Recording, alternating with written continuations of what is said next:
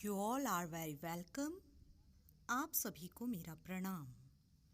इस पिक्चर को देखकर आप आइडिया लगा सकते हैं कि आज हम फिर से डिस्कस करने जा रहे हैं अंतर्राष्ट्रीय व्यापार, इंटरनेशनल ट्रेड को।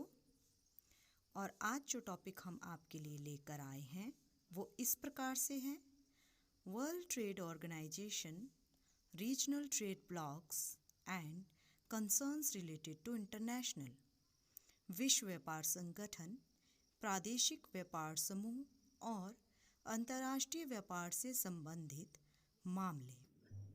तो चलिए सबसे पहले चलते हैं वर्ल्ड ट्रेड ऑर्गेनाइजेशन, विश्व व्यापार संगठन को जानते हैं। The world trade organisation is the international body dealing with the rules of trade between nations. विश्व व्यापार संगठन एक अंतर्राष्ट्रीय संस्था है जो देशों के बीच व्यापारिक नियमों के देखरेख से संबंधित है। विश्व व्यापार संगठन का हेडक्वार्टर, मुख्यालय जेनेवा, स्विट्जरलैंड में है। आइए अब जानते हैं वर्ल्ड ट्रेड ऑर्गेनाइजेशन का फॉर्मेशन, गठन किस प्रकार हुआ। 1948 में विश्व के कुछ देशों ने मिलकर उच्च सीमा शुल्क तथा अन्य बाधाओं को दूर करने के लिए general agreement on trade and tariff का निर्माण किया। इस प्रकार गेट का निर्माण हुआ। 1994 में सदस्य देशों ने मिलकर स्थायी संस्था, परमानेंट इंस्टीट्यूशन का निर्माण करने का निश्चय किया और जनवरी 1995 में गेट का विश्व व्यापार संगठन के रूप में रूपांतरण कर दिया गया। इस प्रकार हमने जाना कि विश्व व्यापार संगठन का फॉर्मेशन किस प्रकार हुआ। अब हम आते हैं विश्व व्यापार संगठन के कार्यों पर।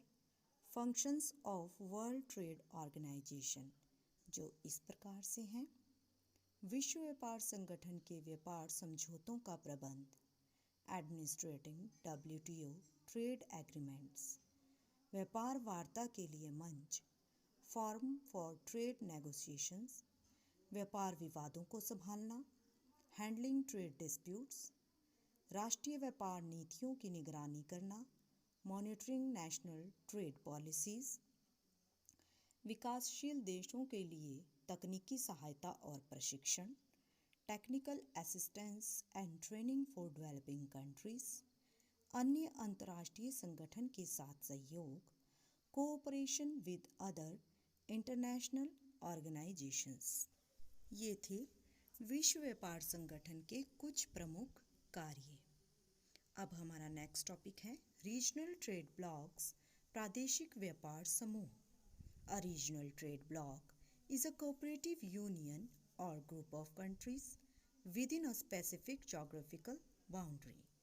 एक क्षेत्रीय व्यापार ब्लॉक एक विशिष्ट भौगोलिक सीमा के भीतर एक सहकारी संघ या देशों का समूह है।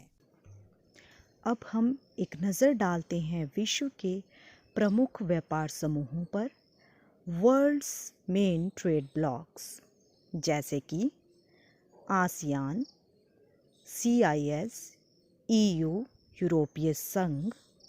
इस टेबल में इन प्रादेशिक समूहों से संबंधित हमें बहुत सी जानकारी देखने को मिल रही है, जैसे इनके मुख्यालय कहाँ पर हैं, इनके सदस्य राष्ट्र कौन कौन हैं और इनकी उत्पत्ति कब हुई, और इनकी व्यापारिक वस्तुओं की डिटेल हमें इसमें देखने को मिल रही है, और इनके सहयोग के अन्य क्षेत्र क्या क्या हैं जिनसे ये व्यापार समूह संबंधित हैं।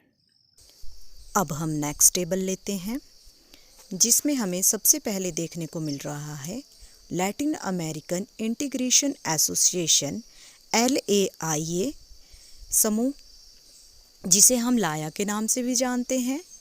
फिर है NAFTA, North American free trade association.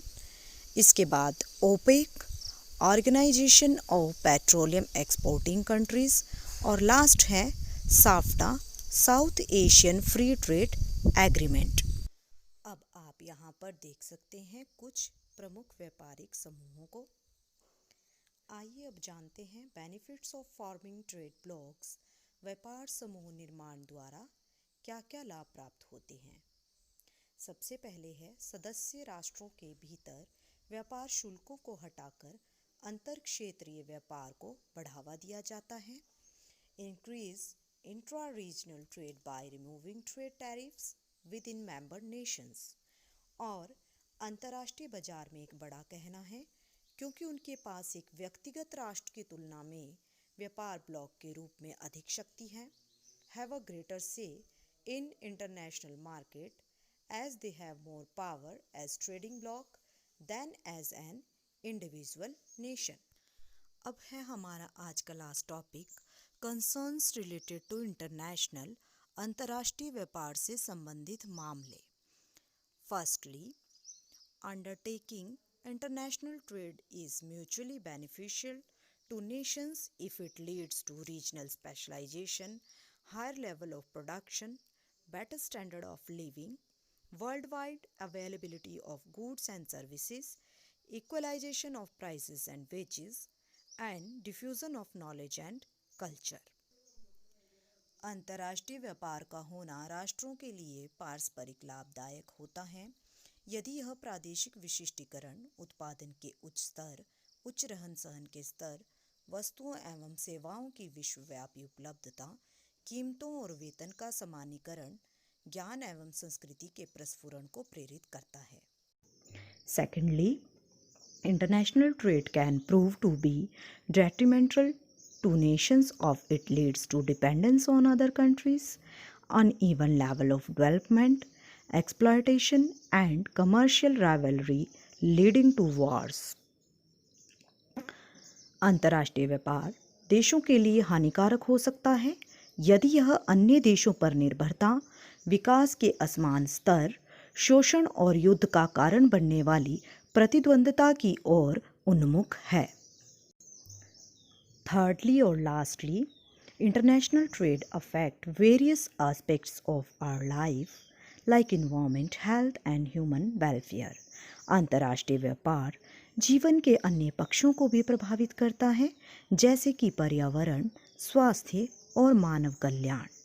इस तरह व्यापारिक प्रतिस्पर्धा के अन्य प्रभाव भी हमें देखने को मिलते हैं जैसे अत्यधिक वनों का दोहन, अत्यधिक खनिजों का दोहन और समुद्री खनिजों का दोहन। यदि हम संसाधनों के पुनर्चक्रण की अपेक्षा उनका व्यापार के लिए दोहन अत्यधिक तीव्र गति से करते जाएंगे तो भविष्य में हमें विभिन्न प्रकार के पर्यावरणीय प्रदूषण तथा अस्त व्यस्त समुद्री जीवन जैसे प्रभावों का सामना करना पड़ेगा। आज का टॉपिक यहीं पर समाप्त होता है। Thank you all of you.